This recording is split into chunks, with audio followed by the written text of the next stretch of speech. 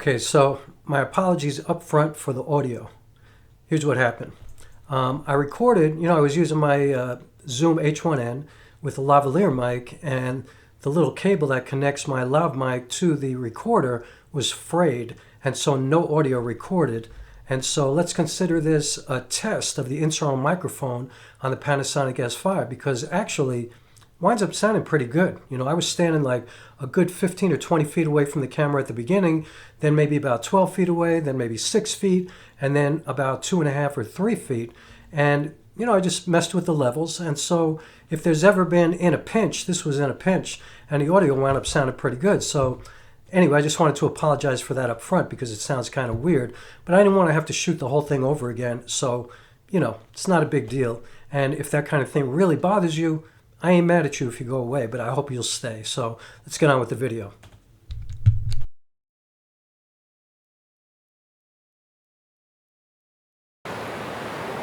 All right, first of all, there's a vignette on purpose, and I'll get to that in a second.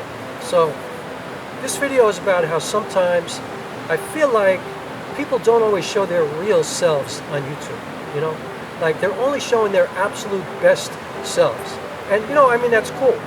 They're trying to make a presentation to people, they're trying to teach you something, they're trying to move you, they're trying to give tutorials, they're trying to, compare things, whatever they're doing, they're trying to show their best selves. And that, I think that's what everybody's goal is, right?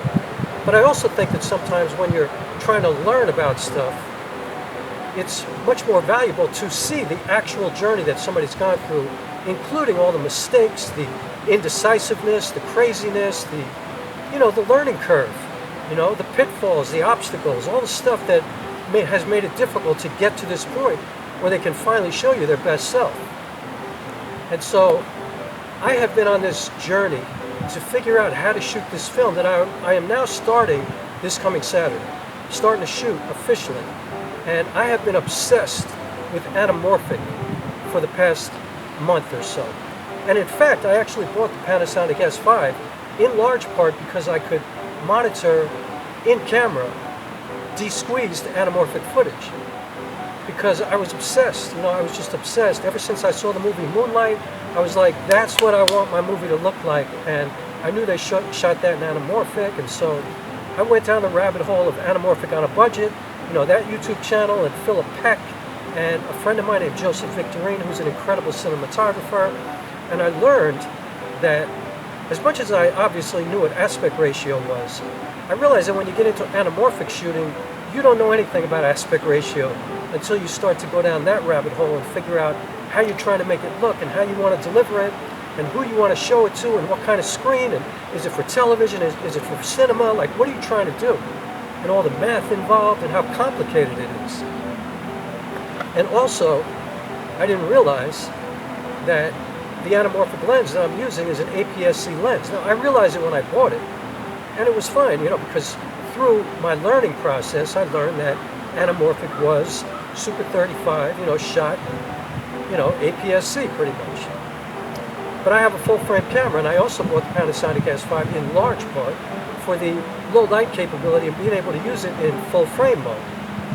And so, this video is to show you this kind of journey that I've taken to get to this place, to what I'm about to do, and the final decisions that I've made, because I think it's of great value, because I think if you're getting ready to do a project and you're thinking of shooting anamorphic or spherical and different focal lengths and low light and all kinds of stuff, like everything involved in filmmaking, I think it's a good idea sometimes to see somebody like me who has driven other people crazy and gone crazy himself, and as I said, has taken this very circuitous kind of route to get to where I am right now. So let me get rid of this crop real quick and let me continue. Alright, so now I'm using my anamorphic lens, the Sirui 35mm f1.8, 1.33 times squeezed, and now it's in APS-C mode, so you can see there's no vignette. I'm sorry, I didn't mean to say crop, I meant vignette. So again, showing you not my best self. There's no script here or anything like that. I'm just speaking off the top of my head.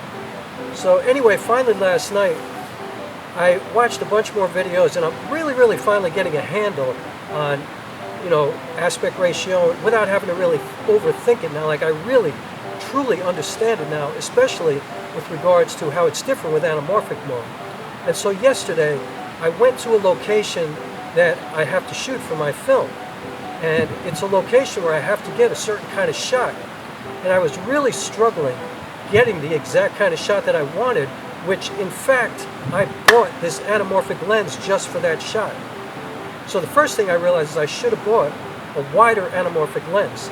Like, I should have gotten the 24mm, not the 35mm. And let me also say, to get this out of the way, I'm somebody who could care less about the anamorphic flares and stuff like that. Like, I mean, they're cool, but it doesn't really move me. Like, you know, for me, that's more of kind of a modern thing. You know, like, I'm more of a vintage, old school kind of shooter. My stuff is more like, you know, dirty. You know what I mean? It's not, I'm not looking for the sharpest, the cleanest, the coolest, the highest tech. I'm looking for some Cinema Paradiso, you know, like water for chocolate kind of stuff, you know? I'm looking for that grainy kind of feeling. And that's what I like about anamorphic too. It's not overly sharp, you know? It gives you that kind of fall off, that dreamy fall off that looks really cool. So I realized that even shooting in full frame, I couldn't get the exact shot that I wanted to get. You know, even if I would get the vignette and then crop it out in post, I was not going to be able to get exactly what I wanted. But I was like bound and determined to shoot this entire film on anamorphic because I don't know why, you know, just because that's where I found myself in my head, you know, in my spirit. That's what I wanted to do. And so what I did last night, and you know what? Let me take the anamorphic lens off right now. I'm going to put a regular lens on and finish this video with a different lens.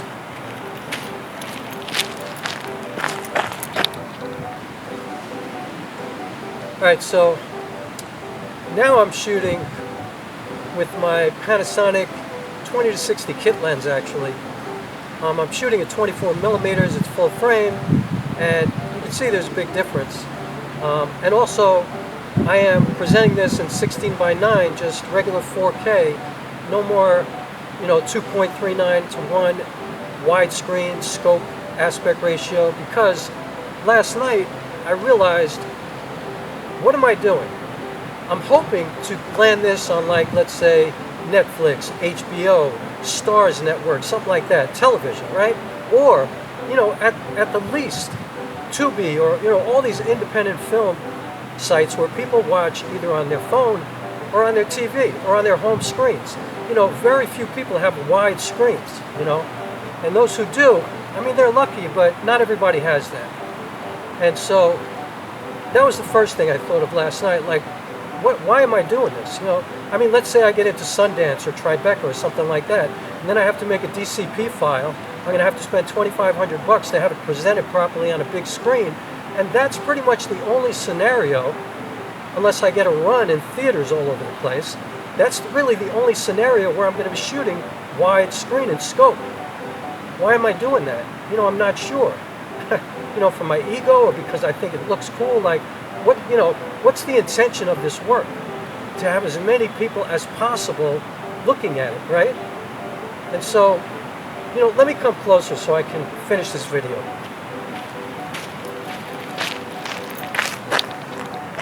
Alright, so we're getting closer. So, and now I'm using autofocus, which is a little dangerous to me because I'm not sure how that's going to work out. But anyway, I thought about it last night and I was like, yo, what are my favorite shows over the last couple of years that I've been watching? You know, like throughout the years, actually. I mean, like, it's pretty well known by people who know me that my favorite film on earth is a film called Cinema Paradiso. So that film was not shot anamorphic, that's for sure. But more recently, you know, like, I'm a big fan of Grand Budapest Hotel. I love, like, Water for Chocolate. I love these old films. But what I've really been into recently was a show called Station 11 on HBO. I thought that was one of the most beautiful stories that I've ever seen. And in fact, if you watch it, it's a mini-series. It's about, I think it's 7 episodes. And if you actually get to the last episode, you will experience perhaps the most beautiful cinematic moment you've ever seen in your life. Like, incredible, absolutely beautiful. But Station 11 was an amazing story because also, just as an aside, it's about a theater company after a pandemic, and it reminded me a lot of this woman named Barbara Van, who was my theater mother, like the woman who gave me the keys to her theater when I first started working as a solo theater artist. She said, you know what, she had seen me perform for the first time, and she said, you know, an artist like you deserves a place to work, so here, take the keys. And I was like, does that mean I'm your resident artist in residence? And she goes, it means you have the keys to my theater and I get to work. And so Barbara Van was like the most theater person I've ever known. You know, she was like all about it. You know, she was an incredible theater artist, director, actor, writer, everything, you know, producer. And so I loved Station 11, so that I digress. But anyway, I loved the way the show looked too. I also loved a show called Mayor of Easttown. I saw a show recently called The Gloaming. None of these were shot in Anamorphic. Westworld, they were all shot 16:9, 4K. That's it. And so I thought to myself, at first I thought to myself, let me get a little bit closer to actually finish this. So at first, I thought to myself, you're an idiot, you know, like you've gone through this whole thing, you've, you know, learned all this stuff about anamorphic and aspect ratio and how to deliver things and, you know, how to do this work in the way that you kind of intended to do it when you bought this camera. But then I thought to myself, I'm so grateful for this journey and for what I've just been through, you know. I'm so grateful for everything that I've just learned. And I'm so grateful that now I can shoot anamorphic and I know what I'm doing. And in fact, I have a poem. I'm a poet too. You know, I've been like a slam poet, as they say. You know, I did pretty well in New York on the Niceyrig kind of circuit and stuff. And anyway, I don't really do that anymore, but I wrote a poem recently called Be the Bridge. And I'm going to make a short film out of that. And I'm going to shoot that whole thing anamorphically. In anamorphic. With anamorphic. But for this film, I am going to shoot with my father's lenses, with my 24mm Minolta f2.8, my 50mm f1.4 Minolta Rokkor. I'm also going to shoot with my Panasonic 24mm f1.8 lens. You know, it's an autofocus lens, but, you know, I'm going to shoot 99% of the time in manual focus. And I'm going to use this lens, the kit lens, also because it gives me the widest perspective that I have. But why am I doing that? Because all of these shows that I love so much, they're delivered in 16:9, they're shot 4K. That's it. It's the most accessible. It's the best way for me to tell the story too, because, you know, I started to realize, and this is the most important point actually, I started to realize over the past couple of weeks actually, because at the beginning I was just, you know, like so overwhelmed with how different it looked and how beautiful it looked, and it does look epic and beautiful. But I realized that, and you know, I was speaking to Joseph Victorine again the other day, and I mean, we were texting back and forth, and I asked him a question, and he kind of answered me like I was an idiot. But I know he didn't mean it that way, but I felt like an idiot because he basically said, you know, I asked him if as a cinematographer, if he would consider shooting with anamorphic lenses and spherical lenses in the same project. And he just said, look, I just choose the lens that tells the best story.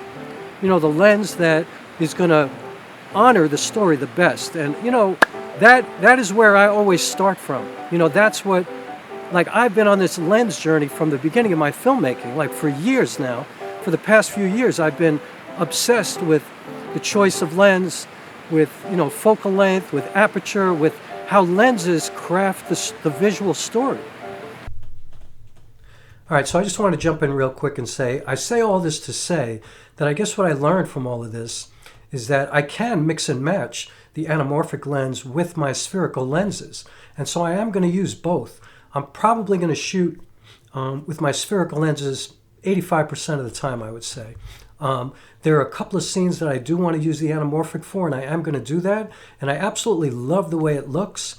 It's just that I didn't feel like I could shoot the entire film with that one lens. And honestly, maybe if I had a set of anamorphic lenses, I would have given it a shot. But because I only have the 35, and I really need to shoot in APS-C mode, so that really makes it like a 52, even though it's wider, but still, it's too close to shoot an entire film, you know? I mean, yeah, I believe in moving my feet and being a great filmmaker like that, but, you know, to get the shot that I really want to get specifically with the anamorphic lens, I can't do it. I have to move like so far away from something, and I don't want to give away what it is because it's such an epic shot that's going to be in my film, and I just want to leave that as a secret. But yeah, 50 millimeters for me, I mean, I could shoot a whole film like that, but why would I do that if I have the opportunity to choose different focal lengths, and I have these amazing, you know, prime lenses with this vintage glass? Like, why wouldn't I use it? So I'm going to use everything that I have, you know. So this has been an incredible journey for learning and for more clarity on what I actually want to do with this story. So anyway, let's just finish the video. I just want to jump in here real quick. So I'm so grateful to Joseph Victorine, to Anamorphic on a Budget, to Philip Peck, to Potato Jet, to all these people that I learned all this stuff from about anamorphic mode. I'm just really, really grateful for that. And it kind of helped me to make my decision of where I'm going to be right now, where I am right now, where I'm headed, and what I'm about to do. So thanks so much for watching. I greatly appreciate it.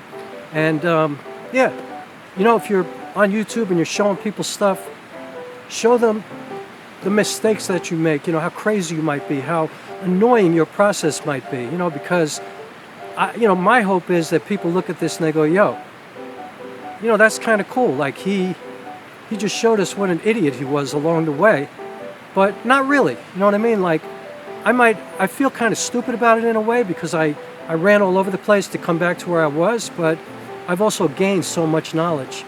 And I really understand the difference now between shooting anamorphic and shooting spherical. I actually also spoke to a good friend of mine, a guy named David Diaz, who's a great filmmaker who helped me make Brooklyn Quartet, my mini-series. And I asked him some advice about this, and he said to me, honestly, I've never shot anamorphic. This is a guy who's been a cinematographer his whole life. And so I found that really interesting, you know? So anyway, that's where I'm going to end this. Thank you so much for watching. I'll see you again on the next one. And that's it.